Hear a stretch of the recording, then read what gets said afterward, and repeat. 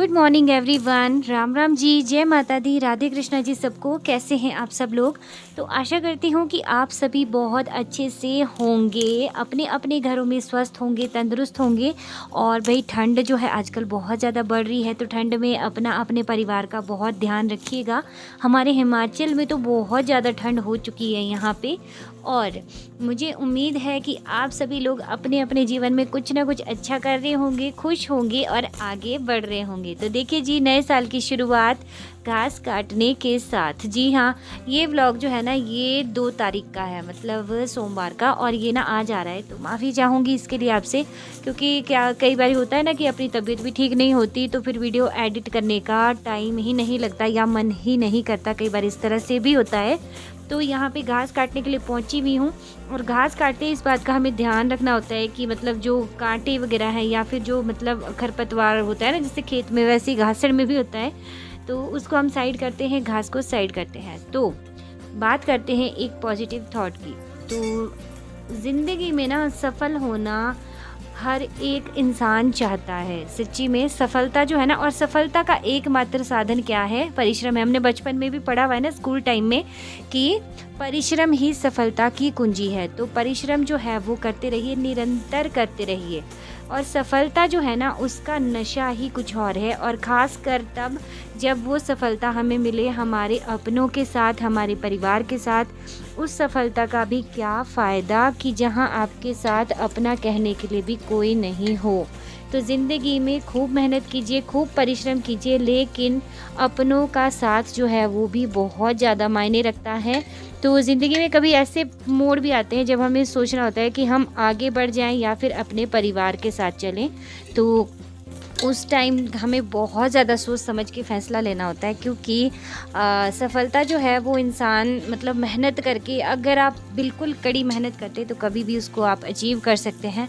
लेकिन अगर एक बारी आपका विश्वास टूट गया, आपका परिवार वगैरह छूट गया, तो फिर दोबारा से वो विश्वास बना पाना बहुत ही मुश्किल होता है। और महात्मा बुद्ध ने भी कहा है कि अगर इंसान दूसरे की सफलता को स्वीकार नहीं करता तो वह ईर्ष्या बन जाती है। वो हम जलने लग जाते हैं दूसरों से कि ये इतना सफल क्यों है, या फिर इतना इसका अच्छा काम क्यों है। और अगर हम दूसरों की सफलता को स्वीकार कर लेते हैं तो वही सफलता हमारे लिए प्रेरणा बन जाती है। तो हमें दूसरों की सफलता को प्रेरणा बनाना है, ईर्ष्या नहीं बनाना, क्योंकि ईर्ष्या से सभी लोगों का जो है, मतलब किसी का भी आज तक अच्छा नहीं हुआ। ईर्ष्या से जो होता है, हमारे मस्तिष्क का, हमारी जो सोच समझने की क्षमता होती है, उसका नाश हो जाता है। तो चलिए, यही पॉजिटिव थॉट के साथ आज का व्लॉग जो है मैं शुरू कर रही हूँ। घास वगैरह यहाँ पे, मतलब घास तो आप क्या ही बोलिए, बादल वगैरह इतनी, और सच्ची में ठंड इतनी, और ओस पड़ी हुई होती है घास में, कि घास जो है बिल्कुल गीला था और बहुत ज़्यादा ठंड लग रही थी सच्ची में। और ये देखो घास, देखो कितना लंबा लंबा घास हुआ है ना इस बारी। तो सच्ची में घास ऐसा है कि क्या ही बताऊँ आपको। और इसको छाम बोलते हैं हमारे। ये जो छाम है ना, ये इतनी लंबी लंबी हुई थी, मेरे हिसाब से तो शायद ये 9-10 फुट इतनी लंबी हुई थी। Good morning everyone. Ram Ram ji, जय माता दी, राधे कृष्णा जी सबको। कैसे हैं आप सब लोग? तो आशा करती हूँ कि आप सभी बहुत अच्छे से होंगे। मैं भी ठीक हूँ और स्वागत करती हूँ आपका हिमाचल की इन देखिए खूबसूरत सी वादियों में। तो देखिए, हम आए हुए हैं सुबह से ही घास को, और आज मौसम काफ़ी ज़्यादा बादल बादल। ये देखिए, धूप जो है वो बिल्कुल थोड़ी थोड़ी लगी हुई है, हल्की हल्की ऐसे ही। और सुबह से हुई थी बहुत ज़्यादा ठंड। और ये देखिए, मैंने घास जो है वो काट दिया है। तो मुझे लग रहा है कि मैंने ना शायद कुछ ज़्यादा ही काट दिया। अभी लगाती हूँ इसका गड़का, देखती हूँ, क्योंकि ये ना लंबा लंबा घास है। इसको हमारे बोलते हो छाम, नहीं होती एक, वो होती है इतनी लंबी लंबी, तो मेरे से भी लंबी लंबी हुई हुई है। तो चलिए, गड़का लगा लेती हूँ। और मेरी तरफ से आप सभी को नए साल की ढेर सारी शुभकामनाएँ। तो नया साल सभी के जीवन में ढेर सारी खुशियाँ लेके आए, और सभी लोग अपने अपने जीवन में खूब तरक्की करें, और सब खुश रहें, और दूसरों को भी खुश रहने दें।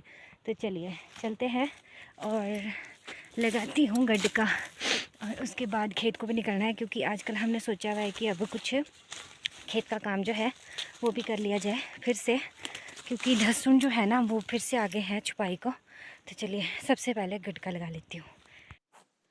तो अभी लगी हूँ घास का गटका लगाने और रस्सी बिछा दी मैंने यहाँ पे। तो गटका भी ऐसी जगह पे लगाना पड़ता है ना जहाँ पे जैसे टोडा वगैरह होता है कुछ, तो उठाने के लिए ना आसानी रहती है। और ये देखो कितना लंबा लंबा घास है ना। इस बारी बारिश जो है वो काफ़ी ज़्यादा हुई, तो जब ज़्यादा बारिश होने की वजह से ना घास भी काफ़ी लंबा लंबा है। मैंने आपको बताया कि कम से कम 8-9 फुट का घास जो है वो हुआ है। तो इसका गटका भी लगाना ऐसे तो आसान होता है, लेकिन फिर नीचे को निकलना मुश्किल होता है, क्योंकि हमारे पहाड़ों में ना रास्ते जो है वो काफ़ी तंग होते हैं, ख़राब होते हैं। तो पतिदेव लाए हुए थे ना मूंगफली, और वो ना जेब में थी ना जैसे डाली हुई खाने के लिए, और उसमें 2-3 दाने जो है वो बचे हुए थे मूंगफली के। तो वो मैं यहाँ पे खाने के लिए बैठ गई थी। जब हम घास वगैरह काटने आते हैं ना तो काफ़ी अच्छा लगता है, जैसे कुछ मूंगफली या फिर फ्रूट, जैसे आजकल संतरे होते हैं ना, तो किन्नू जो है खाने को, और मुझे ना बहुत पसंद है। मतलब आजकल सर्दियों में मैं तो बहुत खाती हूँ, जब लाते हैं ना पतिदेव मंगवाती हूँ कि आजकल सीज़न आया हुआ है, अच्छे से खाएंगे खूब सारे।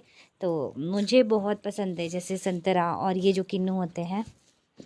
और अभी मैंने शॉल जो है ना उसका बिनवा बना दिया, ये देखो सिर पे गटका उठाने के लिए ना, इससे ठीक रहता है, फिर सपोर्ट रहती है।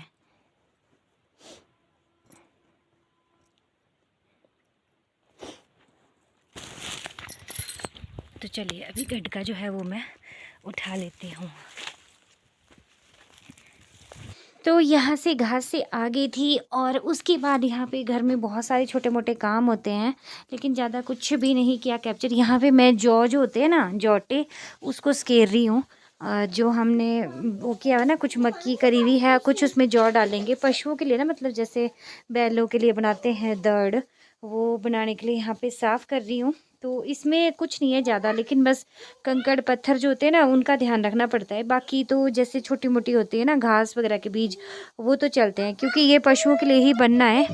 तो ऐसे तो बाज़ार से भी लाते हैं ना हम, जो फीड वगैरह होती है, लेकिन बैलों के लिए ना ज़्यादातर यही बनाते हैं, जैसे घर की मक्की होगी और जौ हो गए, तो इस तरह का दर्द जो होता है ना उनके लिए ठीक रहता है। तो बस वही यहाँ पे मैं साफ़ करी थी, इसको चक्की पे पीसने को देंगे। और पुराने टाइम में ना यही यूज़ होता था दर्द, मतलब पशुओं को पहले फीड वगैरह जैसे नहीं होती थी ना, तो गाँव में मतलब यही देते थे घर का जो अपना अनाज होता है, और ये सबसे अच्छा भी होता है सच्ची में इसमें, क्योंकि हमें पता है कि हमने मक्की डाली है, जौ डाले हैं, गेहूं डाला है, मतलब पता होता है। तो ऐसे तो जो हम बाज़ार से लेके आते हैं ना वो भी अच्छा ही होता है। देखिए बुरा तो किसी भी चीज़ को ऐसे नहीं बोलना चाहिए जब तक देखा नहीं, मतलब उसमें क्या कमी है या नहीं। लेकिन फिर भी जो हमारा घर की अपनी चीज़ होती है ना उसका हमें पता है कि क्या क्या चीज़ें इसमें डाली हैं, और वो अच्छा भी होता है। लेकिन अब ना किसान के पास इतना अनाज ही नहीं होता। पहले तो बहुत ज़्यादा लगाते थे लोग ना, सभी लोग, हम भी लगाते थे। अभी ना लोगों ने बहुत कम कर दिया है अनाज वगैरह लगाना, ज़्यादातर कैश क्रॉप जो है ना वही लगा रहे हैं। और उसमें ना फ़ायदा जो है वो बिल्कुल कम, मतलब मैं बोलती हूँ इतना ज़्यादा कीटनाशकों का प्रयोग होता है, खाद वगैरह सब चीज़ें ना काफ़ी ज़्यादा महँगी, और फिर बाद में रेट मिले ना मिले, मतलब कोई भरोसा नहीं है। तो पहले सोने की चिड़िया तभी था हमारा हिंदुस्तान, क्योंकि हमारे देश में अनाज काफ़ी होता था, अपना अनाज होता था, हर चीज़ अपनी होती थी। बाहर से बिल्कुल कोई चीज़ नहीं लाते थे, बल्कि यहाँ से बाहर को भेजी जाती थी चीज़ें। तो अभी क्या है कि हर चीज़ जो है मतलब बाहर से हम मंगवा रहे हैं, पूरी तरह से हम विदेशी चीज़ों पे जो है ना वो डिपेंड हो चुके हैं। तो ये तभी तो हमारे जो है यहाँ पे मतलब लोगों ने बिल्कुल ही कम कर दिया है अब अनाज लगाना। चलो थोड़ा बहुत हम तो लगाते ही हैं अभी अपने गुजारे के लिए, लेकिन कुछ लोग जो है उन्होंने बिल्कुल ही छोड़ दिया है। मतलब बंदर जो है ना, बोलते कि बंदर खाते हैं, तो मतलब पेट तो सबके लगा हुआ है। अब बंदर पहले भी थे, पहले भी खाते थे, लेकिन पहले लगा हुआ इतना होता था अनाज कि बंदर भी कितना खाएँगे। तो अभी लगाना ही जब छोड़ दिया लोगों ने, बहुत कम लगाते हैं, तो फिर बंदर उसमें भी आते हैं ना। तो सभी के लिए मतलब कुछ अपने लिए, कुछ बंदरों के लिए अगर लगाते हैं ना काफ़ी, तो कुछ अपना भी हो जाता है, बंदरों को भी हो जाता है, और साथ ही में मतलब पुण्य का काम भी हो जाता है। साथ में भगवान जी हनुमान जी की पूजा भी हो जाती है साथ में, अगर उनको मिल जाता है तो। वैसे जब बंदर खाते हैं ना तो बड़ा दुखी होता है, दुःख होता है बहुत ज़्यादा कि हाँ, इतनी मेहनत से कमाई थी और बंदर जो है वो खा गए।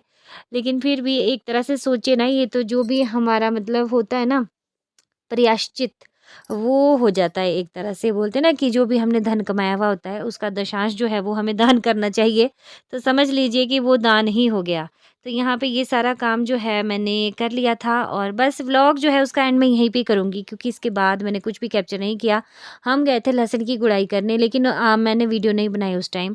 तो वो व्लॉग जो है ना वो कल को आएगा, मतलब दूसरे दिन करी थी तो उस दिन मैंने कैप्चर भी किया था।